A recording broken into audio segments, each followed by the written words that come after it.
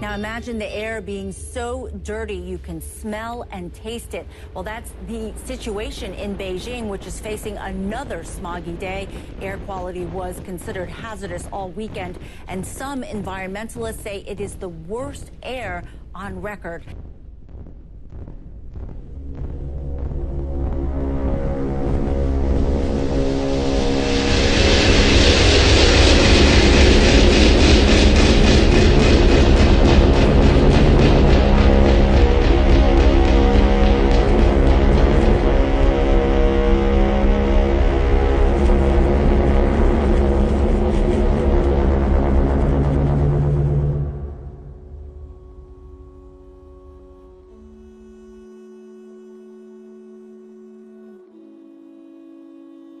In the past few decades, China has become the world's largest coal consumer. Its large manufacturing-based economy burns 95% of the country's coal, making it the biggest emitter of greenhouse gases. With a share of over 30%, pictures like these are the tragic daily reality for Chinese people. Besides the bad effects on the human body, it literally kills our environment. It's no big secret that greenhouse gases cause global climate warmth. As a result, we experience more and more natural disasters. Furthermore, wildlife struggles a lot to adapt to new conditions.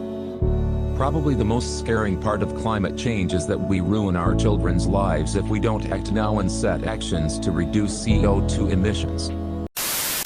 But luckily Mother Nature knows how to protect itself. Maybe you've heard about coronavirus. Coronavirus. It originated in China and unfortunately is proving deadly for some humans. But the big question is, what exactly is it? A blessing for Mother Nature. The sky above Beijing is blue again, the air is clean, and the environment is happy. And that's not just a subjective impression, it's measurable. This is China covered in pollution last year. But this year, the skies are clear.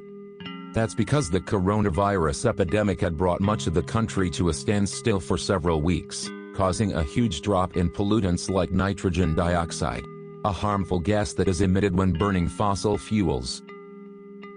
Logically, the coal consumption also is way lower than in the years before. The demand for coal hasn't immediately rebounded since many workers have been stranded at home in locked-down cities. At first glance, this sounds fantastic. But will it actually change something in the long term? The tragic answer is no. China already started to return to normal life. Travel restrictions have been lifted in the province where the outbreak started. And nearby factories of different car manufacturers have begun their return to business as usual. Coronavirus is catastrophic, but it opens a new path.